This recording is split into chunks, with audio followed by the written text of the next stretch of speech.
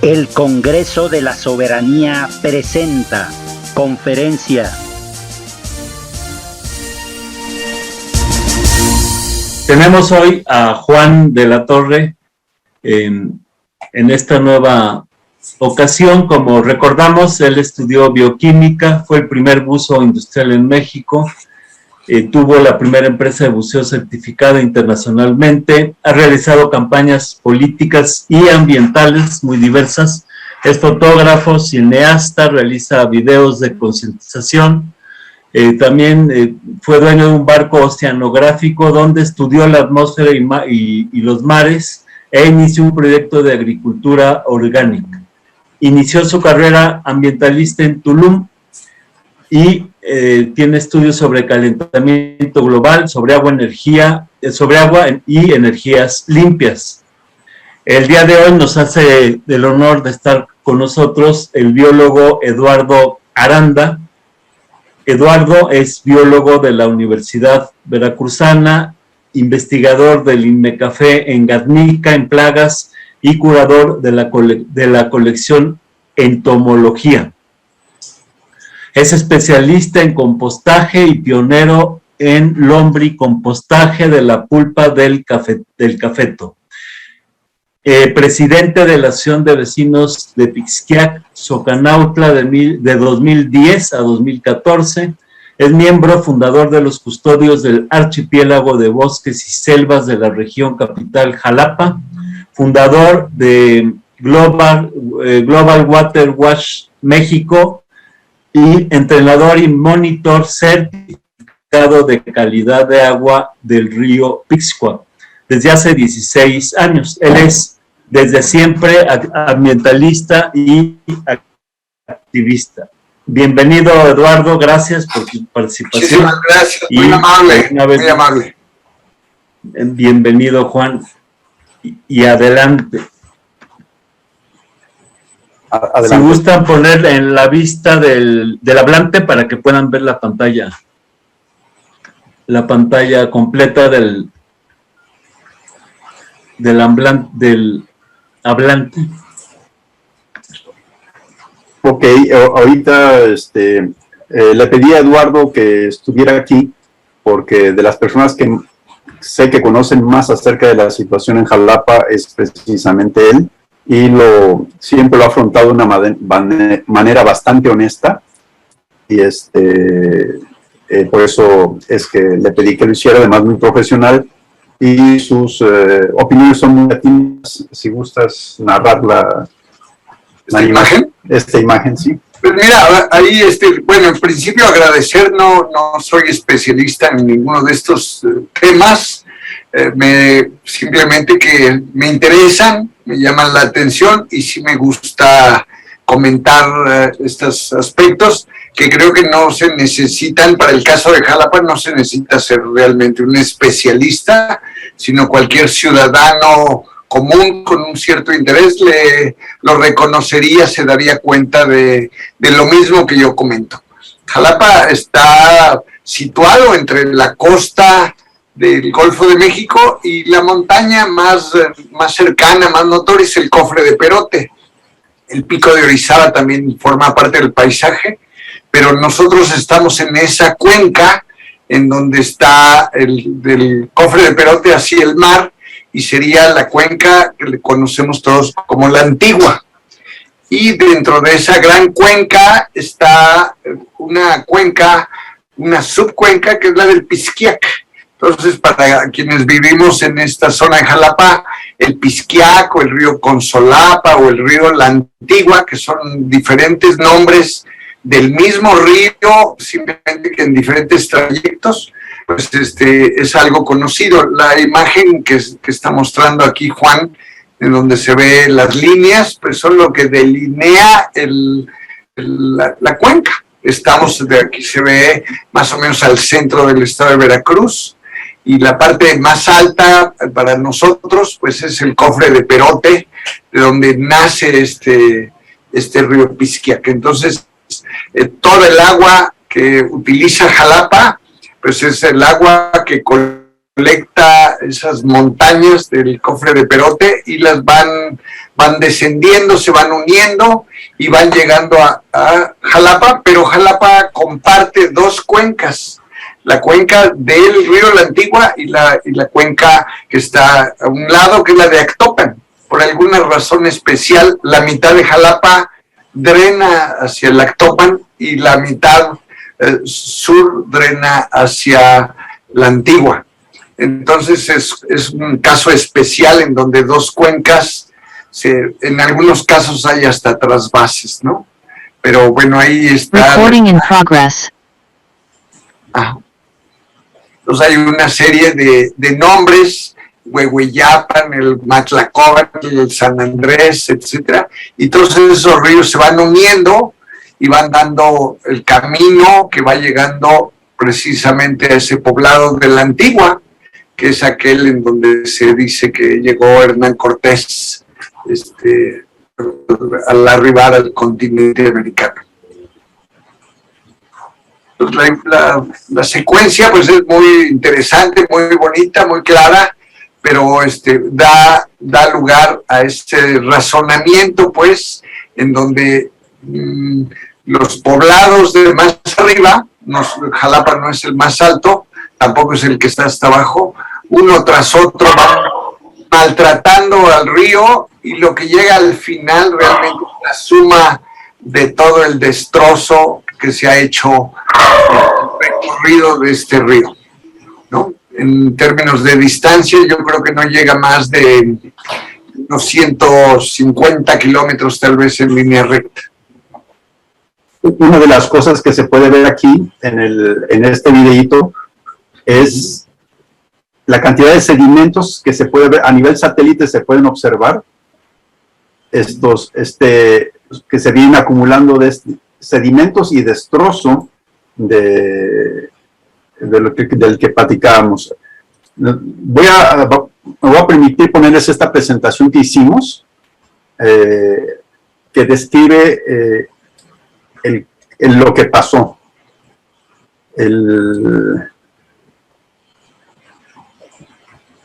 Ahí les va, ¿sí? Pueden hacer comentarios, preguntas, con todo gusto estamos para servirles.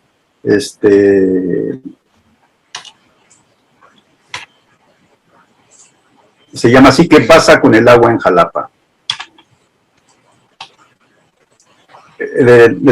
Preparamos esta presentación y quisiéramos iniciar con muchas veces, si no sabemos el origen de por qué se dieron las cosas como se dieron, a veces sin el antecedente no podemos visualizar la totalidad de la situación, por eso nos permitimos hacer este pequeño esquema, ¿no? Le decimos un poco de prehistoria.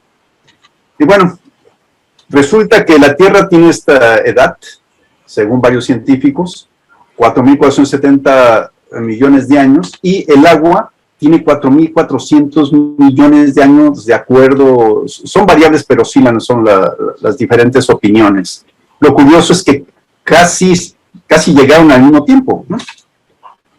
Lo que podemos decir es que esa agua es la misma agua que ha habido, hay y es la que va a haber, no hay otra, y esta agua ha viajado desde el inicio y ha estado en todos los seres vivos. Es el agua que circula en nuestra sangre, en nuestros fluidos, etcétera, etcétera. Estuvo también en glaciales, estuvo en el mar, estuvo en dinosaurios, etcétera, etcétera. Es la misma agua desde entonces.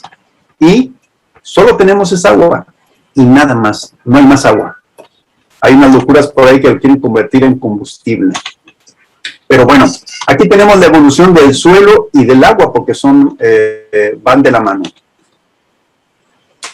Aquí es cuando emerge y estaban totalmente vacíos los continentes. Aquí estamos viendo los estrematolitos que generaron el oxígeno.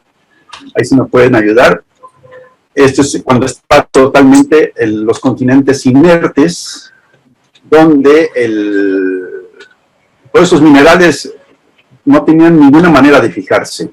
Entonces siempre estaban expuestos a tolvaneras. Aquí inician los estrematolitos a generar el oxígeno, tardaron bastantes millones de años. Los primeros pioneros fueron los hongos en tratar de cubrir la superficie emergida de los continentes. Luego los líquenes, los musgos, hay cualquier... Aquí esta tablita es muy interesante, porque si se acuerdan ustedes, tenía 4.470, bueno, algo así. La cosa es que la primera bacteria aparece en 3.550 millones de años. De aquí a que sale toda, vean cómo va saliendo del suelo la vida, pero viene millones y millones de años y no avanza nada. Apenas si se ve como una babita ahí untada, ¿no? Obviamente eso es con nombres más complejos que babita, pero hasta los 450 millones de años apenas empieza a notar. Pero hay una coincidencia aquí. Cuando salen los animales terrestres, los primeros que empiezan, hace 375 millones de años.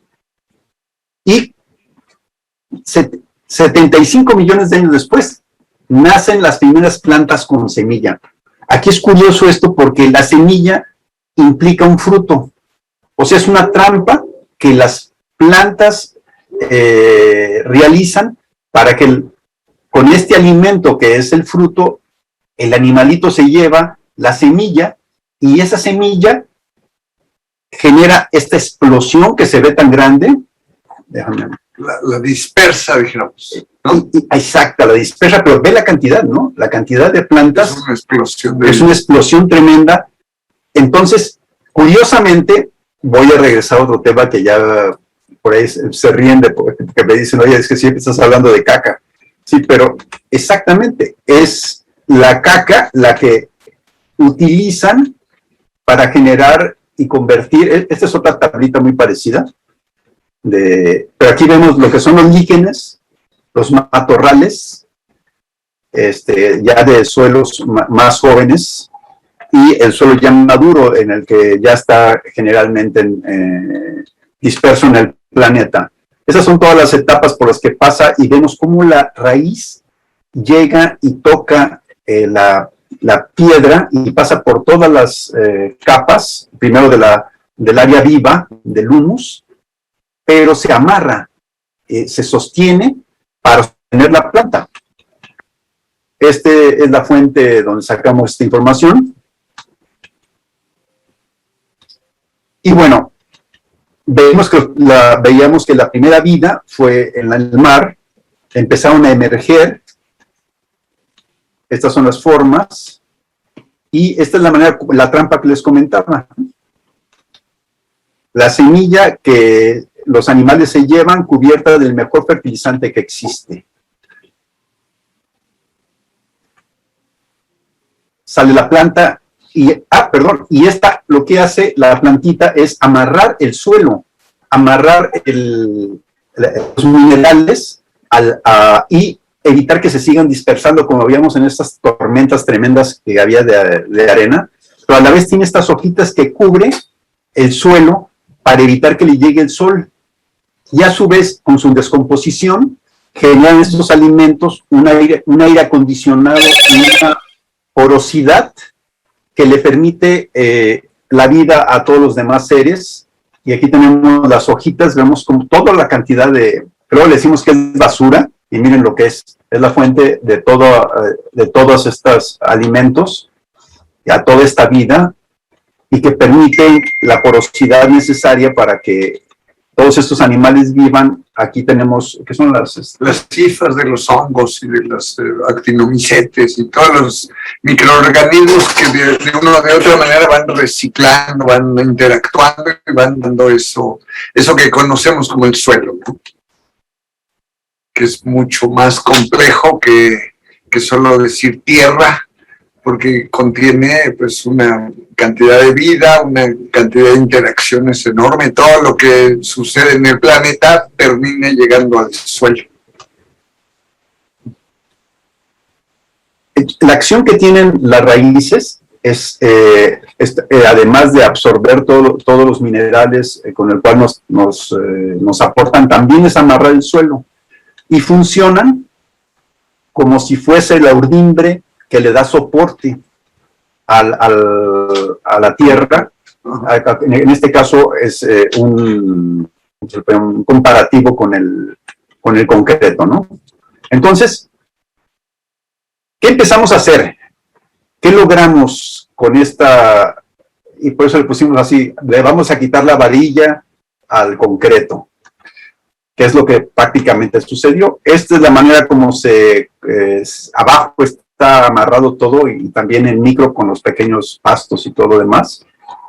Así es. Aquí tenemos un ejemplo de una zona arbolada y vemos cómo en esa zona hay mucho más infiltración y vemos cómo es amplio el tamaño del acuífero. Conforme vamos sellando con nuestras casas, nuestras construcciones y nuestros jardines, se disminuye y se hace más pequeño también el acuífero. Cuando ya sellamos totalmente, ¿sí? Algo que es especialista el DF, bueno, la Ciudad de México, bueno, todas las ciudades del planeta, es que sellan y se acabó el acuífero. Aquí tenemos casi ejemplificando las lomas que vivimos aquí, los cerros, las montañas de Jalapa. Casi siempre que vemos un árbol, abajo del árbol es más grande incluso que lo que está arriba. Y esto genera infiltraciones que generan acuíferos. Acuíferos que tienen comportamientos muy diversos. Muchas veces vemos un acuífero que sale por otro lado, por otro manantial, que no tiene, aparentemente no está conectado y está totalmente vinculado. Y las lluvias y aquí Jalapa, ¿qué quiere decir Jalapa? Manantial en la arena. Manantiales, aquí tenemos un montón de manantiales que casualmente, debido a esto, se están desapareciendo por la tala constante. Así se ven los cerros. Ese es el desolador paisaje que ocurre río arriba. Ven pasar ustedes los camiones con todo tipo y dimensiones, desde estos tamaños hasta estas personas que decimos los burreros, que llevan leña o también maderas para la venta. Y también vemos, por ejemplo, que son el trabajo para crear fraccionamientos, que donde quiera salen fraccionamientos nuevos en el bosque, en todos lados, luego para poner carreteras o también para todo tipo de sembradíos. En este caso no es de aquí de Jalapa, este es de Morelos, pero es lo mismo. Y vemos que al faltar ya las raíces, empiezan a ver, hay uno donde el lodo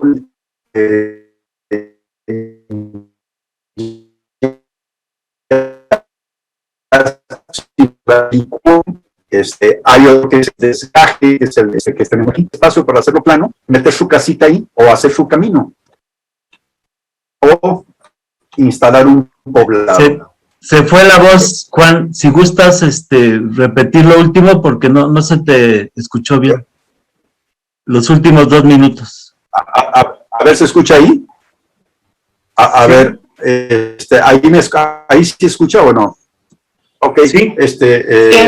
Estos son diferentes, ¿sí se escucha? Sí, Juan. Ok, gracias. Entonces son ese tipo de desgajes.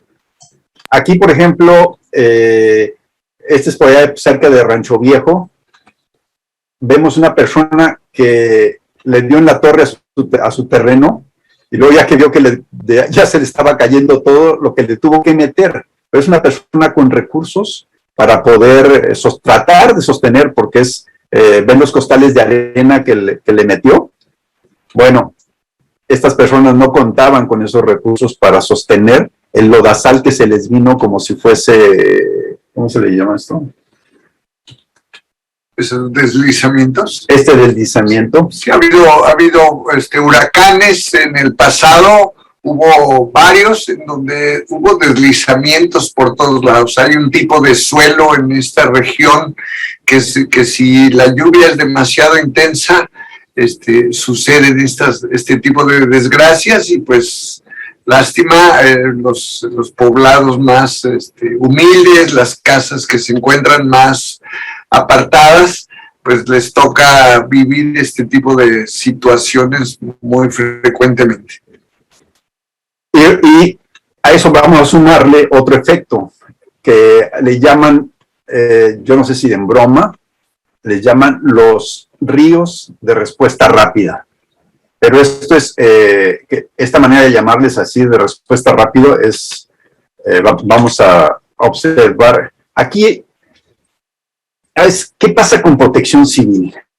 O sea, porque aquí no es una cosa, porque no solamente ocurrió aquí, ocurrió en varias partes del estado y en varias poblaciones no del estado de Veracruz, sino, o sea, no es municipal, no es estatal, es nacional, es un problema nacional donde hay una falta de visión y una falta, no se trata de ser correctivo, se trata de ser predictivo, porque esto se sabe claramente que está sucediendo desde hace mucho y el origen lo conocen. Lo que llama la atención es la falta de... Mira, vale la pena que se resalte un poquito ese tema de los ríos de respuesta rápida, porque justamente eso es lo que mantén esa misma imagen, es lo que la gente debe razonar, y más el caso de una autoridad. Normalmente la lluvia en un bosque saludable, prácticamente estando abajo de un bosque, la gente no se moja. No se moja inmediatamente porque hay un montón de árboles que detienen el agua y van goteando poco a poco, pero aunque no se moja uno en el momento, horas después de que ya terminó la lluvia, sigue el agua cayendo, sigue escurriendo por los árboles, sigue penetrando a través de la hojarasca, y se van llenando, así en cámara lenta, se van llenando los manantiales, se van llenando los ríos, y un río en un lugar saludable, el agua está clarita, el agua ni siquiera cambia su caudal, es decir, si era un caudal pequeño, sigue estando pequeño. ¿Por qué? Porque el agua que pudo llover, aunque haya sido muy intensa, tarda más tiempo en llegar hasta el río, porque se va a través del manantial, se va a través de esas capas. Pero ¿qué pasa si ya no hay árboles? ¿Qué pasa si ya no hay hojarasca? ¿Qué pasa si ya no hay suelo? Pues el agua, en lugar de penetrar al suelo, se va superficialmente y escurre inmediatamente. Inmediatamente llega con todo y tierra, con todo y lodo, llega al río, y el río en unos cuantos minutos de ser un pequeño arroyo se convierte en un cauce peligroso. Y entonces eso es justamente un río que responde muy rápido a la presencia de la lluvia. Igual que llegó la lluvia muy rápido se vuelve a ir y vuelve a quedar otra vez un arroyo como si nada. Y esas historias las hemos oído en Monterrey, las hemos oído en lugares como Motocintla, en Chiapas, lo hemos oído en este lugar donde están las mariposas monarca, ahí en Michoacán, en donde de repente llueve y la gente no se explica o dice no entender por qué pasa si no había pasado antes, pues justamente porque la cobertura vegetal la eliminamos y entonces los ríos escurren tan rápido que se convierten justamente en esas crecidas y ahora pues le llaman de respuesta rápida. Eso es. ¿Y protección civil de nuevo? De protección civil, bien, gracias. Y bueno, veíamos aquí como lo que comentaba Eduardo, de cómo el tipo de manejo de tierras voltean el suelo. Aquí vemos, por ejemplo, es algo de aquí de Jalapa, aquí están sembrando mucha papa, río arriba, por la temperatura que les... Y vemos, por ejemplo, que hay dos zonas, y es papa, normalmente todos tendría que estar verde, ¿no? Y curiosamente una está seca. Esto lo hicieron de manera artificial con venenos, porque para cosechar la papa necesitan que la planta se seque. y entonces toda esa tierra no está soportada, no tiene raíces que la soporte. Cuando llega la lluvia, se la lleva, y además se la lleva acompañado de todos estos agroquímicos que también se van a los ríos, junto con la tierra que está perdiendo. Y todo para meter estos bichitos. Ahí ven el monocultivo, muy débil precisamente por no ser una, ¿cómo llaman esto? Cultivos acompañados que tienen varios. Así que no están asociados, sino es un monocultivo, es sacar papa y sacar papa. La gran mayoría de estos terrenos no son manejados por propietarios, sino son alquilados. Es decir, que esta gente, años atrás, cultivaba la papa en Perote, en las faldas del Cofre de Perote. En las faldas del Cofre de Perote llegaron a perder la fertilidad fuertemente, dejaron casi de producir, y lo que hicieron estos paperos, como les dicen, es venirse a las zonas más bajas, alquilar terrenos que antes eran bosques, pagarles unos cuantos pesos a la gente, más que lo que pagan los pagos de servicios ambientales, y entonces eliminan el bosque y extraen la papa. Lo que va a suceder es, al cabo de unos cuantos años, de estar vendiéndole papas a la Barcel, papas fritas a las Sabritas, pues esos terrenos van a perder fertilidad y toda esa gran cantidad de agrotóxicos van a terminar en el agua. Y de paso en nuestro organismo, ¿no? Ah, por supuesto. Ahí están, casi. Y bueno, todo este tipo de formas de siembra, lo que pasa es que además de llevarse el agua y todos estos químicos a los torrentes de los ríos, se llevan también la tierra. Se llevan la tierra. Sí. Es lo que le llamaríamos erosión. Todas esas imágenes son muy comunes en el Cofre de Perote.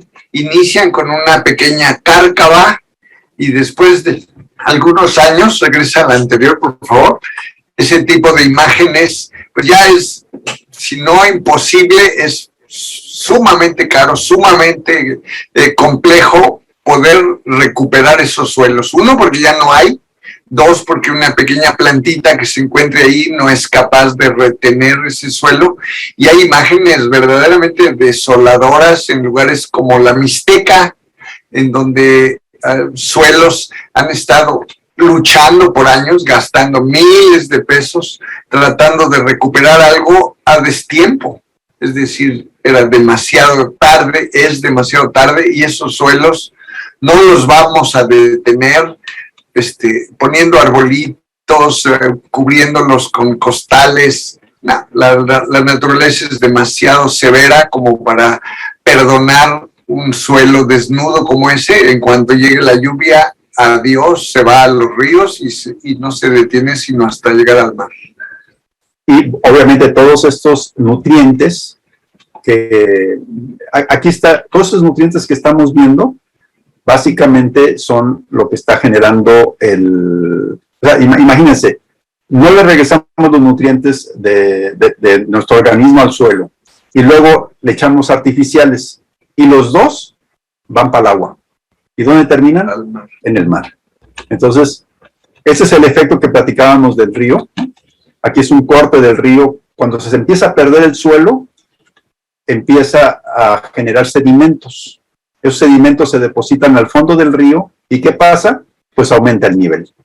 Con esto, en automático, ya es una inundación. Cuando esta se esparce,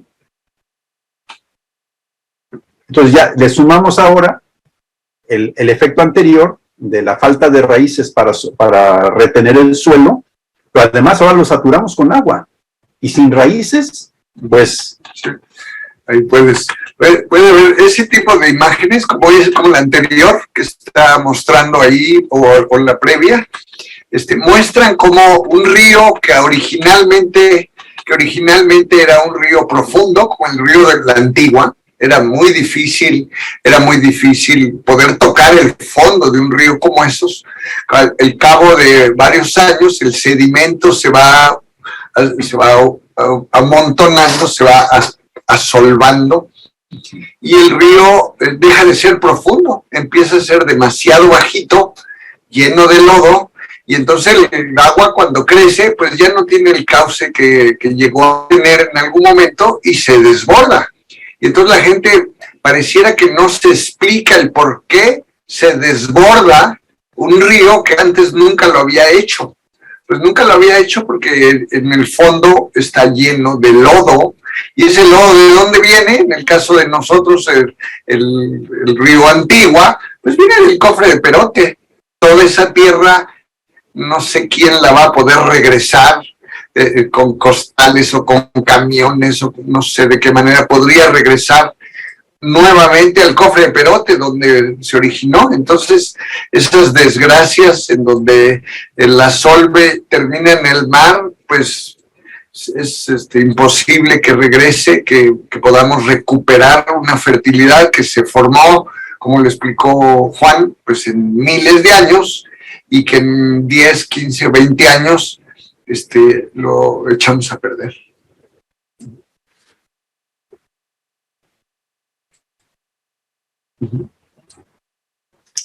Entonces aquí viene, esto fue también una de las causas de este mismo efecto.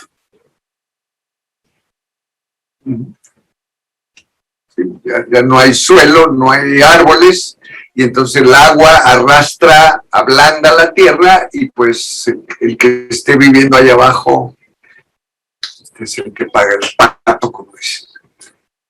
Obviamente, según nos estaban comentando, eran personas que habían ocupado ese espacio ilegalmente, pero de alguna manera las mismas autoridades lo permitieron.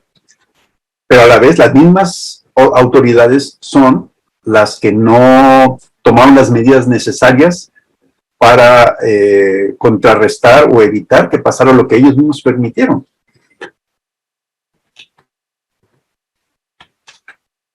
Aquí tenemos lo que hemos platicado la vez pasada, que inicia desde Haití, si recuerdan ustedes, la industria, ¿sí?, acumula en las ciudades y ahí empieza todo el desorden, ¿no? Que es otra de las causales, ¿no? Esta cantidad de pestes y enfermedades que azotaron Europa, pues pidieron que a sus científicos de la época, imagínense, sanitary engineers, ¿cómo se dice en inglés? Entonces, ingenieros sanitarios. David Cazuela ya es sanitary, es ingeniería, ¿no? Pero bueno, estas variantes de lo mismo, ¿sí?, hasta llegar a formas más complejas. Ahí tenemos el Museo Sumaya. Y lo que hacen es solamente convertir el agua en una banda de transporte de desechos. Aquí tenemos otro de los factores que también están ensuciando los ríos, que son los lixiviados, ¿no? El juguito que le sale a la bolsa, ¿no? Y aquí tenemos un dibujo de César Añorbe en el cual nos muestra lo que sucede realmente con nuestros baños, ¿no? Bueno, este cuate creo que había tomado demasiadas cervezas. Aquí un excusado promedio prácticamente arroja en cada jalada un garrafón de agua. Aquí tenemos cuántos garrafones estamos cada vez que le jalamos en una ciudad. El sapo, la pieza que normalmente es la que tapa, con la que se le jala, con la que levantamos para que se vaya, todos tienen fuga. Yo no conocí una sola marca que no fugue. Ya platicábamos la vez pasada de los 2 tinacos, casi 3 tinacos que cada persona utiliza solamente para orina al mes en jaladas. Y ahora también este sistema impuesto que vemos ha generado, por ejemplo, todos los orientales en promedio no tienen problemas de hemorroides porque utilizan este sistema. El impuesto lo que genera es que tenemos una postura que no permite desalojar de manera adecuada, y esta es la causa. Y llegando al punto de que todos vivimos río abajo. Eduardo ha hecho una serie de estudios acerca de la cantidad de bacterias que se van acumulando en diversas regiones de las cuencas, y ha visto cómo año con año aumentan, y obviamente la peligrosidad de todo esto, ¿sí? Aquí Rodán quizás se refería a que no estaba precisamente pensando. O quizás estaba pensando mucho. Estaba muy ocupado. Era ocupadísimo. Resulta que las plantas que tenemos aquí en Jalapa de tratamiento, que nunca han servido, no sirven y nunca van a servir, le cuestan el 40% de todo lo que los jalapeños están tributando anualmente. Y se debe todavía por 40 años.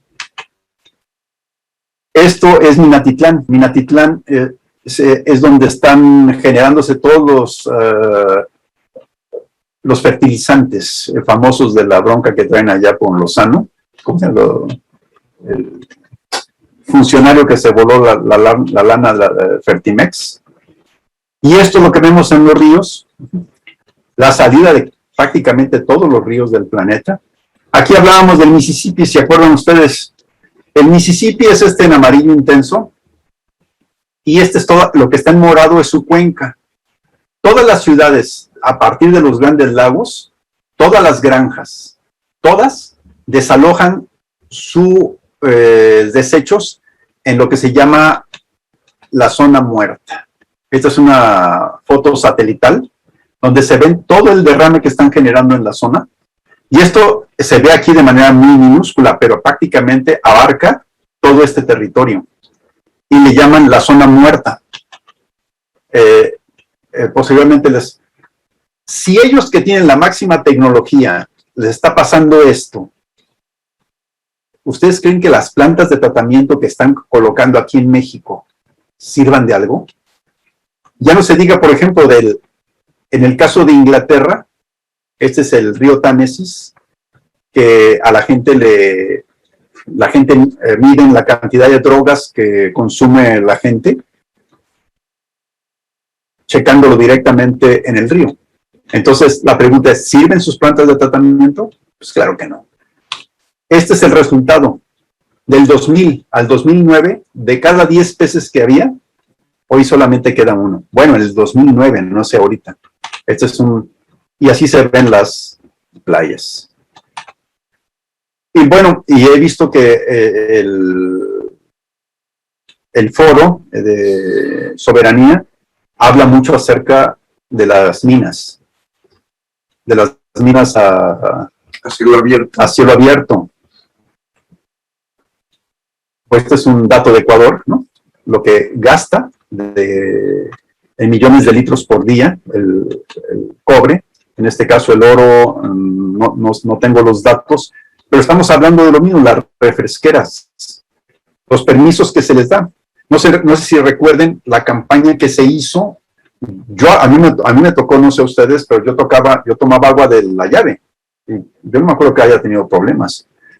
Sin embargo, en el 91 hubo una campaña de miedo hacia el agua. Este dato me lo pasó César Añorbe hace un rato. Y en 1992 se indujo, en 91 se hizo la campaña de miedo, y en 92 se introdujo el agua embotellada, ¿no? Con este resultado. O sea, hay todo un resultado, ¿no? Hay responsables, ¿no? Estamos aquí en todo lo que son donde curten ¿cómo se llaman? Las pieles. Las pieles, el manejo de la tintura, la producción de calzado, el hecho de las lecheras, que ya tomamos prácticamente pus. En una región cercana a Orizaba, donde sale el río Jamapa, la gente sabía o se daba cuenta que el río cambiaba de color. De repente era azul, de repente era rojo, de repente era amarillo, y esos cambios de color obedecían a que las fábricas que hay ahí de tintura de telas, pues de repente estaban pintando algunas telas de color amarillo, pues el río se ponía amarillo, lo pintaban de azul. Entonces obedecía a que esas fábricas estaban añadiendo las tinturas, y por eso el río se iba cambiando de colores como si fuera un arcoíris de las cantidades de tintes y desperdicios que recorren aquí cerquita de Fortín, Orizaba, Córdoba. Y por ejemplo, ¿cuánto se gasta de acuerdo a este investigador? Por ejemplo, para las papas se gasta 500 litros por kilo. Para trigo, 900 litros por kilo. Carne de pollo, 3.500 litros de agua. Y por el kilo de carne, así nos salen litros. Todo lo que implica la siembra del monocultivo, el papel, bueno, por todos lados. Aquí, este tema de salud, de instituciones y el cáncer y la diabetes, nos permitimos hacer un videíto, recoger este videíto. Ahorita, ¿cómo andamos de tiempo? Ya nos pasamos, ¿no? Bueno, pero bueno, la cosa es que aquí la cuestión es que nos estamos preguntando hoy las instituciones, ¿cómo es que conectan? ¿El video es muy largo? No, es cortitito, pero muestra lo que es el cáncer. Ah, pues lo vemos, ¿no? Bueno, va para... el cáncer, lo voy a poner aquí, es una... todo lo que estamos haciendo, la cultura que tenemos o la que nos han impuesto, se trata de producir más, en más cantidad, en más volumen, en menos tiempo. Eso se le llama capitalismo. Pero a la vez, curiosamente, todo lo que estamos comiendo viene con ese mensaje, viene con más... todo lo que estamos comiendo tiene hormonas que hace que todo crezca más rápido, más grande, en menos tiempo. Y nuestro cuerpo está reaccionando exactamente de la misma manera. Y este es el video que lo demuestra.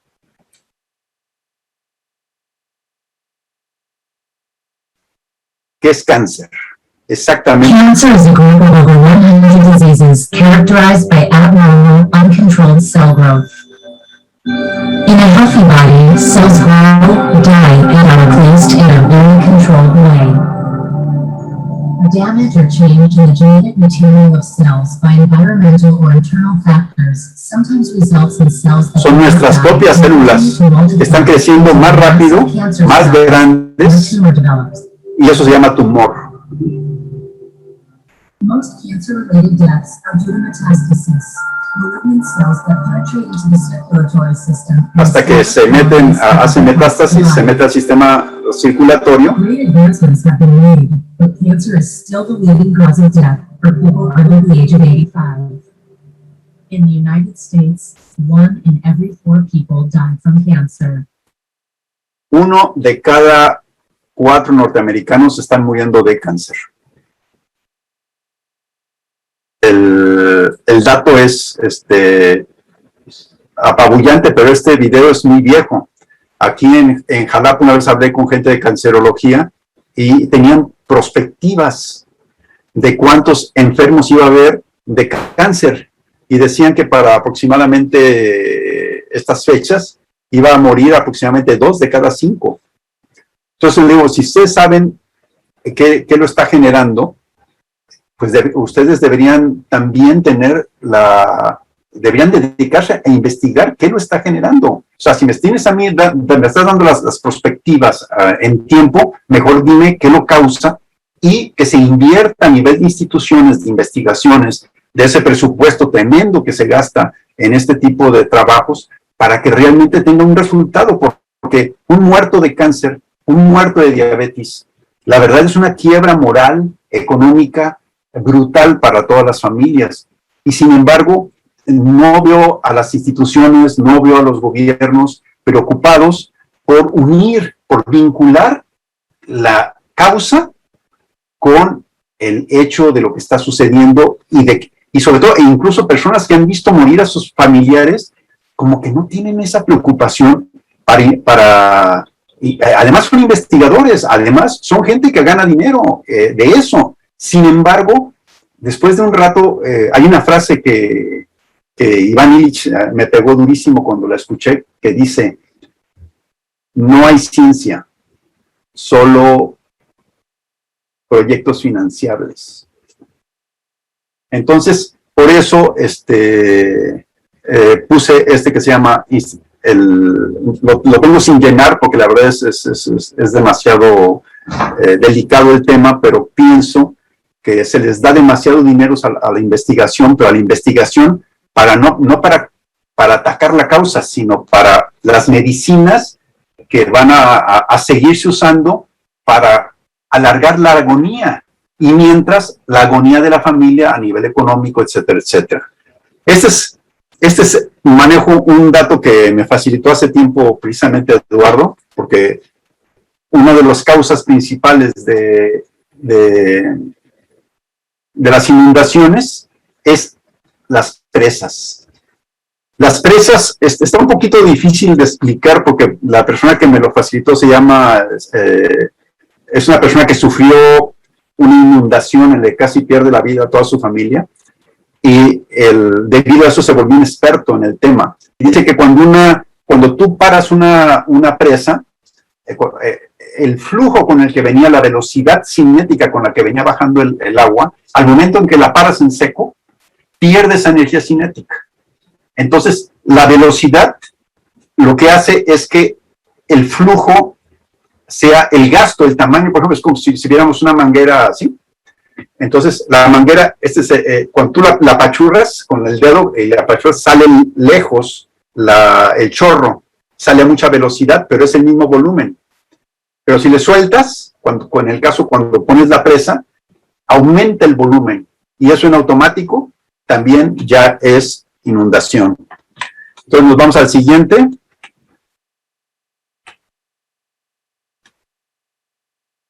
Aquí hay un ciclo que, ¿se acuerdan cuando nos contaron en el kinder de que el agua de los océanos se evaporaba y se iba hacia las zonas de las montañas altas y frías? Y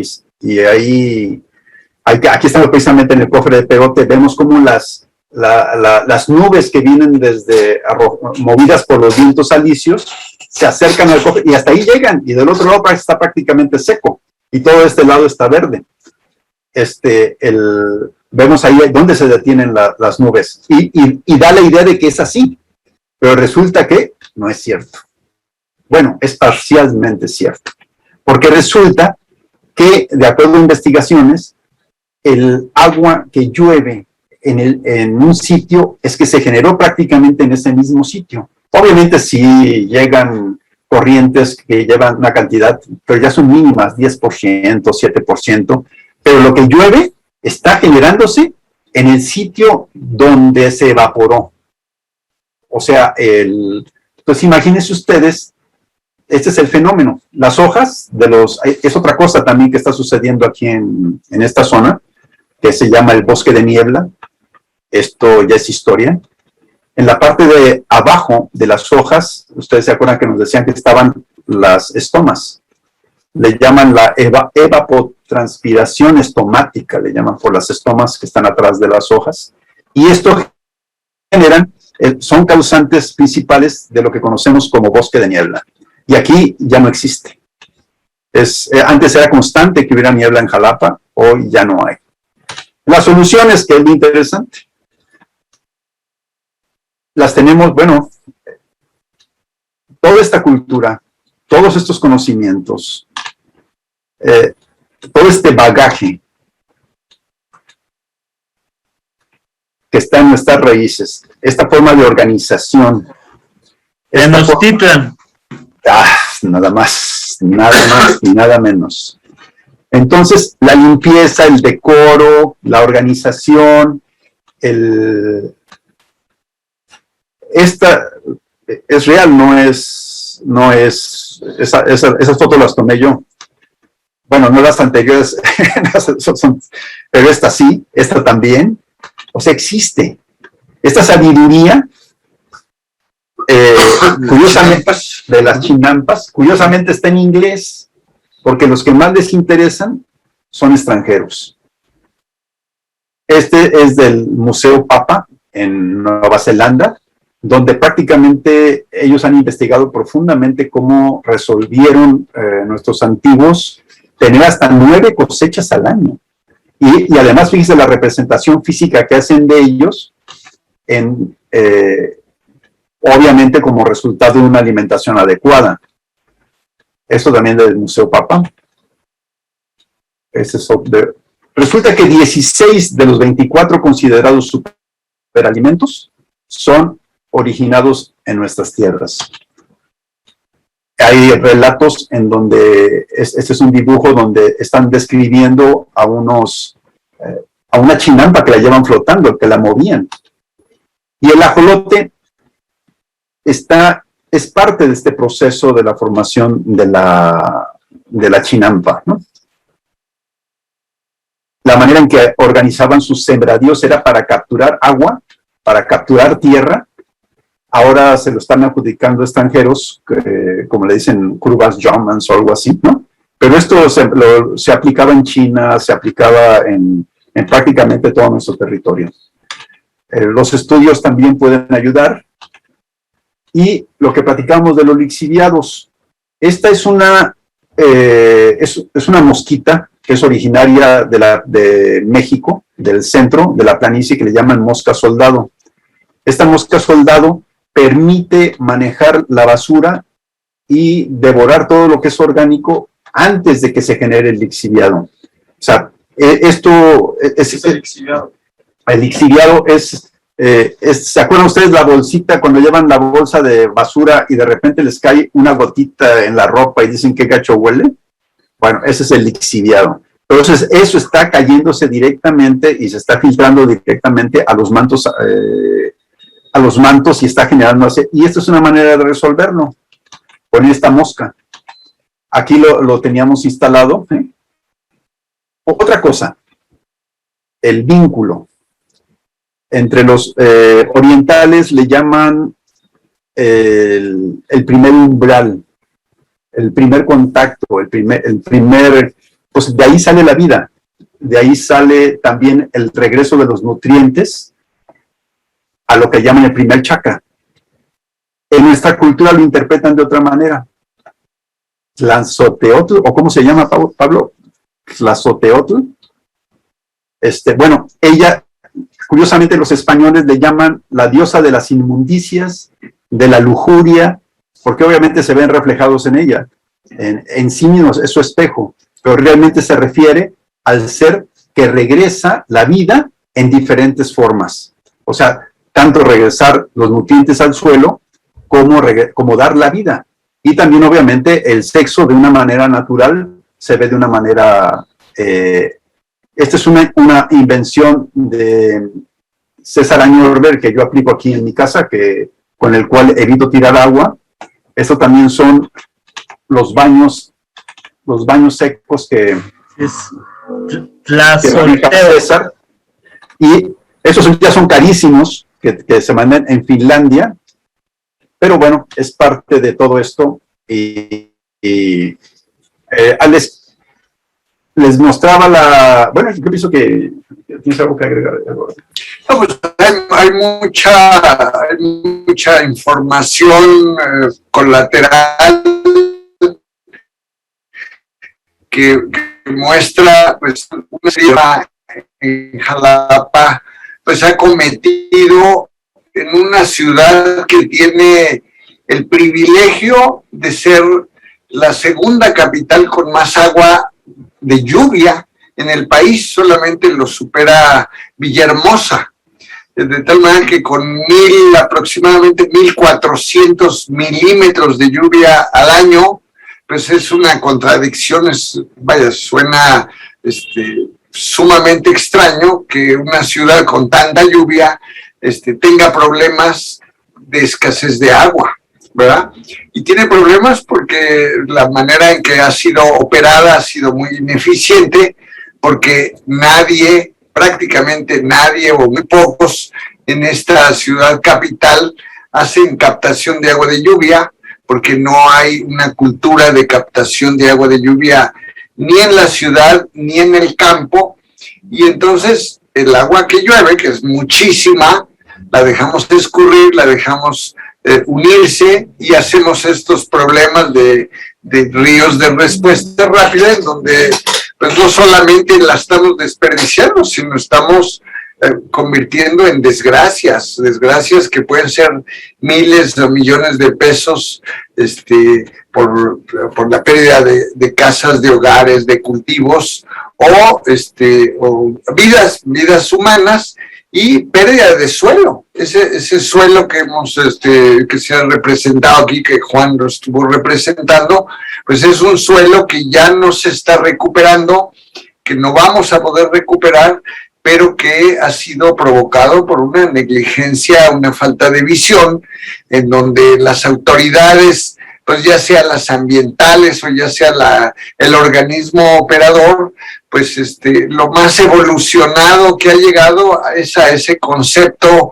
que se le llama el programa de compensación por servicios ambientales, tratar de retribuir de alguna forma a los campesinos, a los propietarios de bosques en la zona alta, para darles un poco de dinero a cambio de que no tiren sus bosques, a cambio de que no cambien el uso de suelo, pero es como una pequeña migaja para tratar de detener un empuje provocado por los cultivadores de papa, provocado por los deslaves, provocado por las lluvias que cada vez son más intensas. Y entonces esto que podría predecirse, que podría prevenirse, pues simplemente no se atiende, y entonces año con año Protección Civil puede estar gastando millones de pesos y tiene que gastar millones de pesos para recuperar lo ya perdido. Es decir, pocas veces, yo nunca he visto que Protección Civil haga trabajos de prevención, sino hace trabajos para compensar o para recuperar lo perdido, cuando que ya no tiene ningún sentido. Entonces, lo que podríamos decir que pasa en Jalapa, pues es el conjunto de los pecados, el conjunto de los errores, el conjunto de los males manejos y la ineficiencia de una ciudad como la de cualquier otro lugar del país. Yo no he visto ejemplos verdaderamente loables. Tal vez haya intentos, no lo niego, pero que no son del tamaño de la problemática que se enfrenta y que nos hace ver año con año que los daños se hacen cada vez más grandes, más fuertes, más difíciles, más complejos y por supuesto más caros. ¿Es cuánto? Muy bien, pues muchas gracias por esta estupenda plática, en la que, bueno, tenemos que enfocarnos en las soluciones urgentes a la problemática.